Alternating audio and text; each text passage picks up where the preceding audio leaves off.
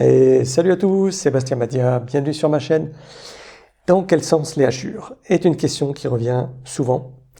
Mais donc avant d'aborder le sens des hachures, parlons d'abord volume.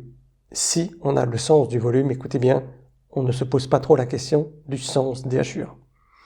Alors mettons les choses à plat, si je puis dire, et parlons volume. Donc on a ici, je me suis amusé un petit peu à faire quelques petits exercices pour vous montrer un petit peu ce que j'entends par volume. Et voilà, donc ici on a des lignes.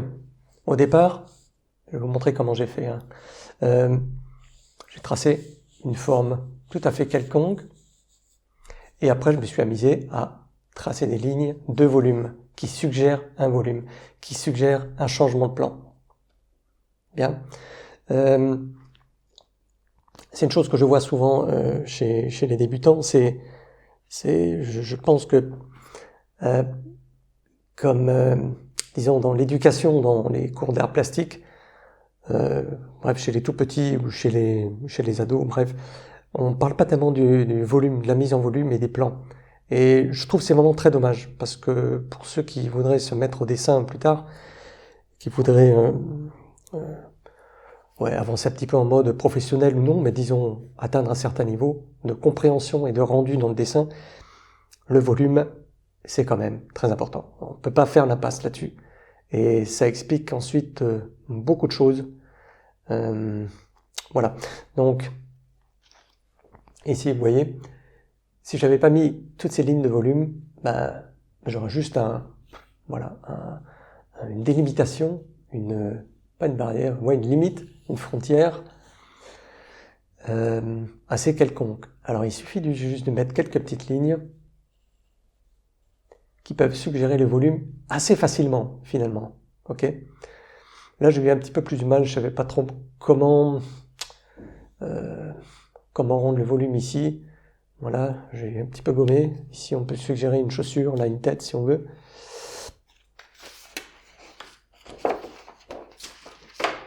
Voilà, encore une autre série.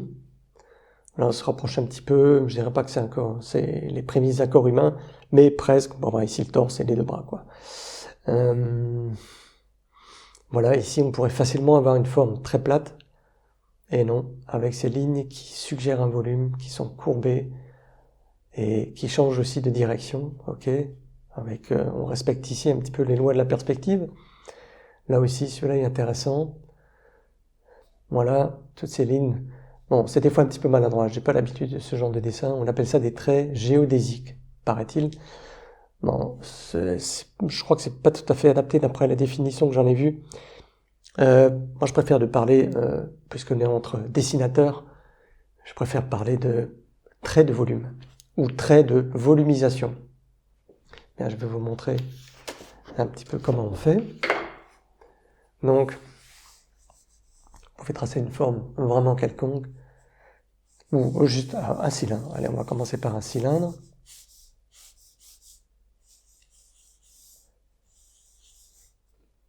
Et on va, par exemple, un trait de volume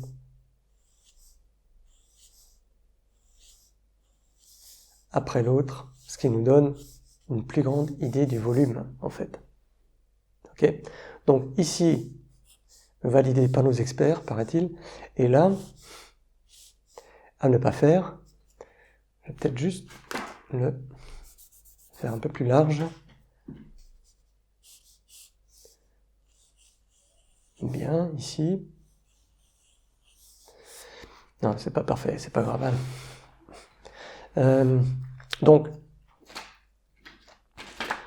le truc à ne pas faire, disais-je, ça serait ceci.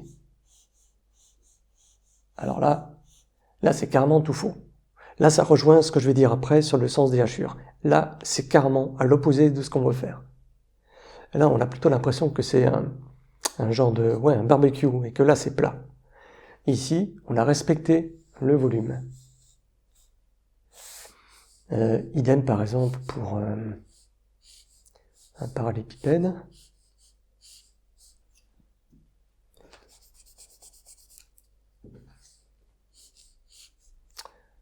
finalement. Donc ici, ce qui est judicieux de faire, c'est ceci. À la rigueur, on peut faire ici dans l'autre sens, mais comme on a commencé ici avec des verticales, on va continuer. Voilà, ici,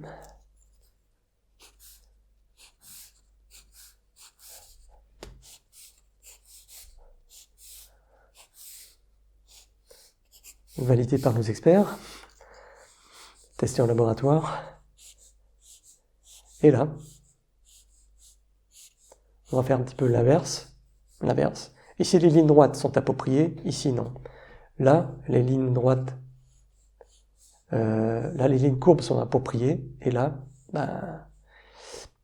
si je fais maintenant comme ça, forcément, qu'est-ce que vous voyez? Vous avez l'impression que c'est creux finalement. Si vous regardez le truc de profil, vous verriez plutôt ça, quoi. Ok, idem si je fais maintenant ça. Là, on n'est carrément pas dans le sens du volume. Hein.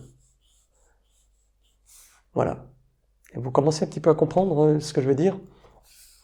Que le sens des hachures doit suivre le volume. Alors retenez bien ceci, le sens des hachures suit le volume, suit le sens du volume, suit le sens des plans. On a ici un plan, c'est circulaire, donc les lignes de volume vont faire le tour de ce plan. Ici, non. Ici, les lignes vont aller dans le sens du plan. Ok, toujours rectiligne. Donc, ce que vous pouvez faire, les exercices après, donc une fois que vous aurez vraiment compris ce qu'est un volume, vous comprendrez aussi ce qu'est un plan, et que ce plan va dans une certaine direction. Retenez bien ceci, je vais le répéter 2 fois, n'allez pas contre le volume quand vous faites vos ombres, quand vous posez vos hachures. N'allez pas contre le volume. Donc c'est vraiment important. Et, donc maintenant, dans quel sens les hachures? Eh bien, c'est quand même beaucoup plus simple maintenant. Si on a un... Est-ce que j'ai pas ma grosse tête devant la caméra? Non. Grosse tête, c'est vite dit quand même. Hein. On a ici par exemple un escalier assez sommaire.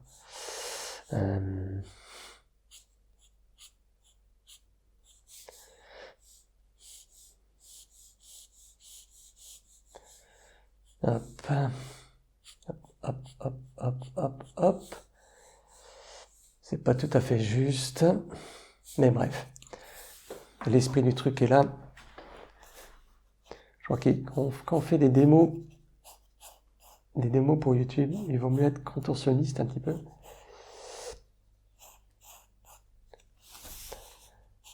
Voilà, on voit le clos ici.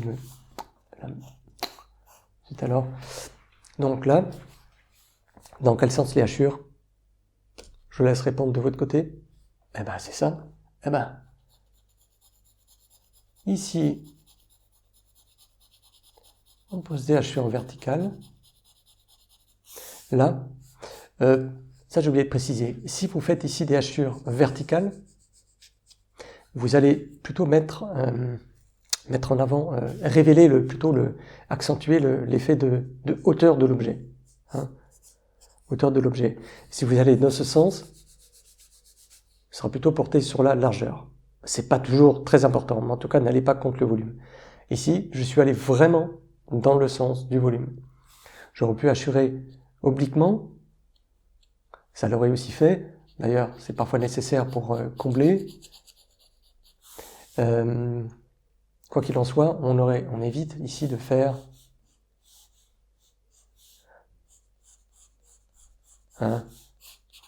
comme ici, on évite. Voilà.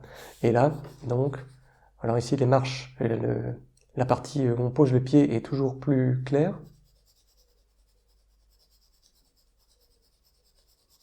Donc là, je fais des hachures apparentes pour que ce soit bien clair pour tout le monde.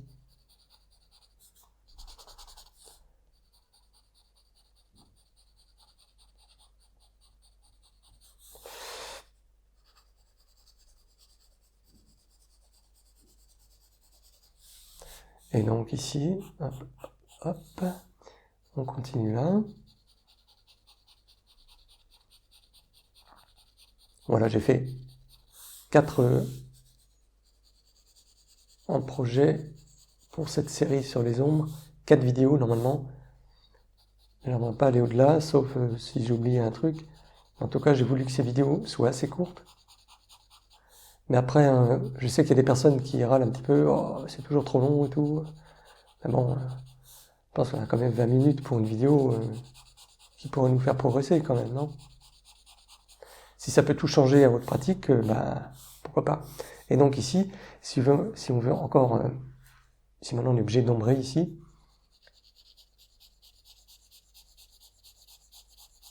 voilà. Maintenant, vous allez me dire, ouais, mais si j'ai pas envie de poser des traits, des hachures, disons un ombrage, une valeur hachurée, bah libre à vous, il n'y a pas de problème. Hein. Mais là on parle surtout des hachures, donc mais si vous voulez pas voir les hachures, on va repasser juste un petit peu incliné. Disons les premières hachures sont verticales et les suivantes que je vais faire légèrement inclinées. Ce qui permet de bien combler les vides. Voilà.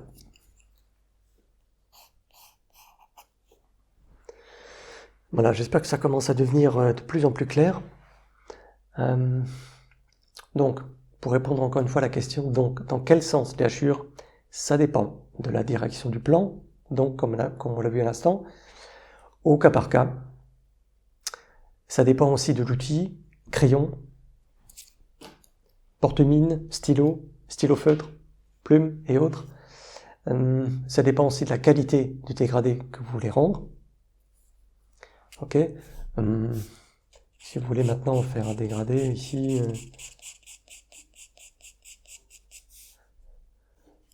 je sais pas, moi j'ai pas de tendance à hachurer comme ça pour faire mes dégradés.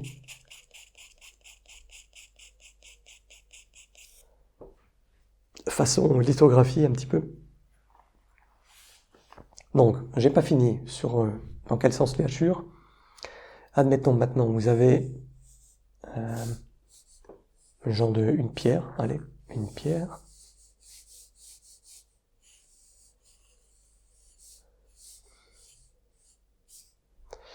Voilà. Alors ça, j'adorais faire quand j'étais plus jeune, quand j'étais ado. Pas faire des pierres, mais disons faire des hachures comme ça dans le sens. Alors, on va se souvenir de ce qu'il vaut mieux éviter et de ce qu'il vaut mieux faire. Donc là, bah, dans quel sens la hachure? Je vais le faire au porte-mine.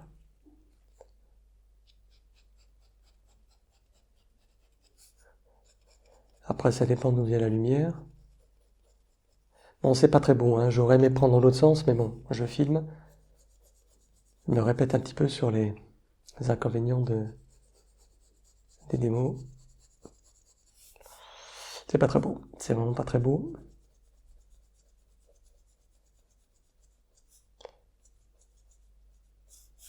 Voilà, il aurait fallu que je fasse comme ça, plutôt dans l'autre sens. J'aurais été plus à l'aise. En tout cas, on voit ici on épouse le volume, et là, un peu plus marqué normalement, de ce sens. Là aussi, hop, hop, hop. Donc ça fait, si je prends maintenant celle-ci ou l'autre, grosso modo, je m'énonce trop tôt. Ça c'est trop tôt. Condition que l'observateur soit ici. Donc je vais... Ok, donc l'observateur est ici, le trait ici sera droit. Hop, hop, hop. Voilà. C'est juste pour vous montrer les directions des hachures, le sens des hachures. Hein.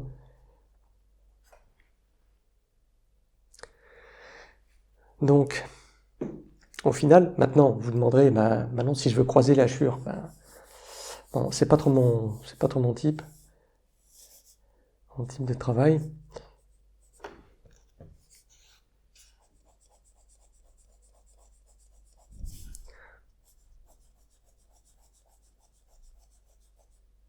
Trop tôt. Eh ben, On peut poser des hachures croisées, mais alors il faudra quand même que ça épouse le volume. C'est-à-dire, ici on a ce sens, et on peut ensuite, on va toujours ici, dans le sens du volume. C'est ça qui est important. Croyez-moi, dès que vous aurez compris ce que c'est un volume, comment le sentir, eh ben, alléluia mon frère. Ça va tout changer. Vraiment tout changer. Ensuite, autre exemple.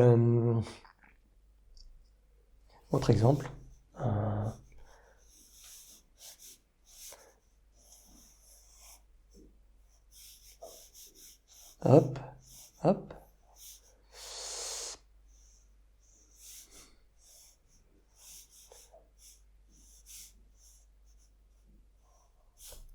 Bien. Alors, il y a une façon de faire, de poser la hachure. Si on met le sens du volume de côté, il y a des sens qui sont quand même plus judicieux que d'autres. Je m'explique. Si maintenant, ici, libre à vous de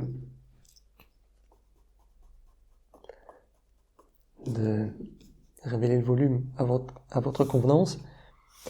Cela dit, si vous commencez comme ça, ok. Après, c'est un choix personnel. Là, vous révélez bien le volume, mais c'est un peu plus fastidieux. C'est pas très beau, Je suis désolé, je m'excuse à chaque fois, mais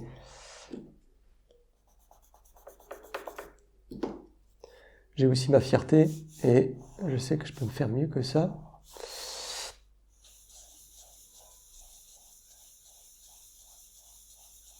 Voilà, ça peut être un petit peu plus fastidieux. Moi, ce que j'aurais fait, et je vais le montrer en bas, pardon, dans la partie inférieure, ici. Moi, si la lumière vient d'en haut, j'aurais plutôt fait comme ça. Et je vais toujours dans le sens du volume ici.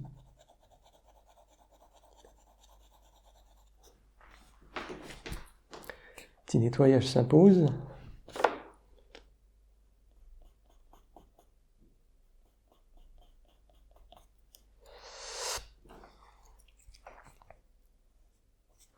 Voilà, moi j'aurais plutôt tendance à travailler de cette manière. Voilà, vous allez me dire, attends, c'est ici, on a ici une courbe, et il nous fait des lignes droites. Oui, mais je ne suis pas allé contre le volume. Parce qu'on peut très bien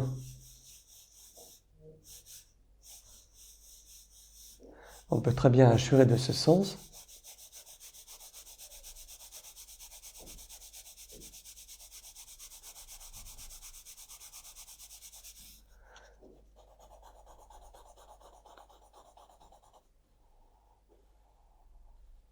Mais on ne va pas tellement dans le sens du volume, on va plutôt dans le sens de la longueur. Et ici, c'est la différence de gradation entre cette zone qui est plutôt foncée et celle-là qui est plutôt claire, qui va rendre compte du volume. Elle est pas belle ma flèche, qui va rendre compte du volume. Bien, ensuite, moi je trouve ça plus simple. C'est juste une question d'habitude de travail. Maintenant, si vous voulez ici ombrer, si la lumière vient de là, et vous faites, vous appuyez plus en bas, plus sur le début du trait, et vous relâchez ensuite.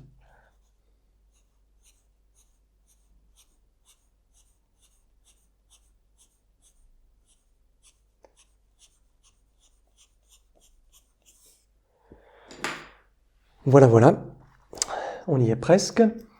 Alors, voyons mes petites fiches.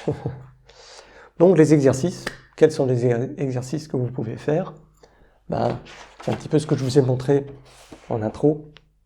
Vous faites ce genre de choses avec un feutre. Avec un feutre, c'est pas mal. Donc, vous faites des formes un petit peu quelconques. On va faire tac. Et ensuite,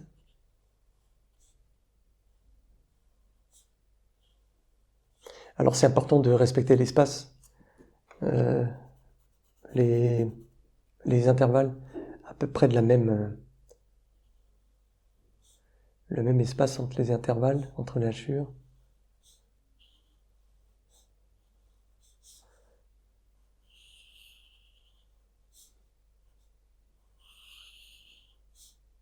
Voilà, par exemple. Ensuite, vous détourez avec un feutre. Il y a un truc qui est bien aussi. Hop.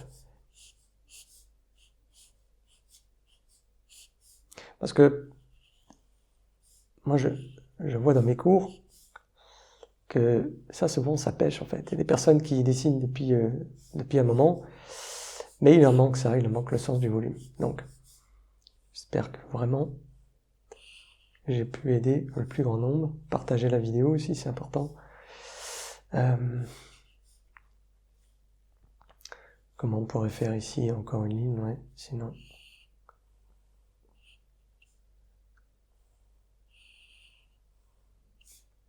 Voilà, ça fait un petit peu pierre tombale.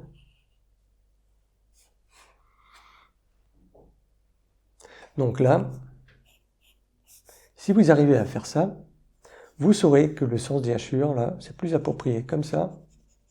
Ici, verticalement. Ici, obliquement. Verticalement. Encore un autre exemple, si vous voulez.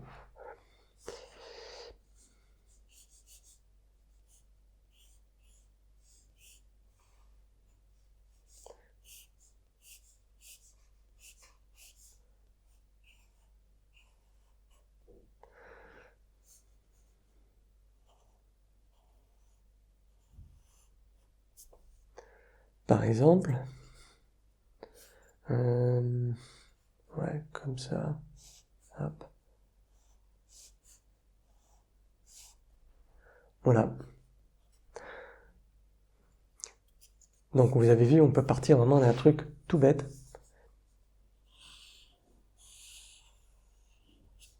Voilà, ici on n'a pas de volume du tout. Et là, voilà, je trouve que c'est bien de répéter un petit peu le truc.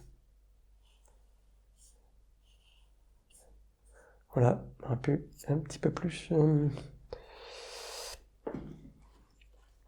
courbé. Voilà. C'est pas grand chose, mais ça fait toute la différence. Bien, ben sinon, qu'est-ce que j'ai à vous conseiller? Donc ces exercices, vous remplissez des pages, vous en faites pas juste un. Vous prenez 5 feuilles et vous passez l'après-midi ou la matinée dessus.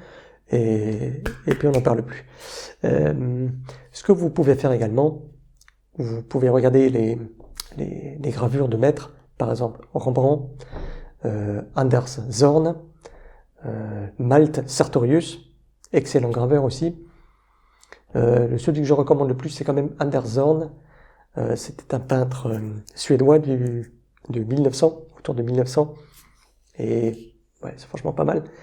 Donc voilà, c'est tout pour cette séance. J'espère que je ne vous ai pas trop embrouillé avec toutes ces données. En tout cas, il faudra de la pratique, beaucoup de pratique, beaucoup d'observations pour tout assimiler. Et comme d'habitude, j'attends vos commentaires et vos likes et vos abonnements aussi.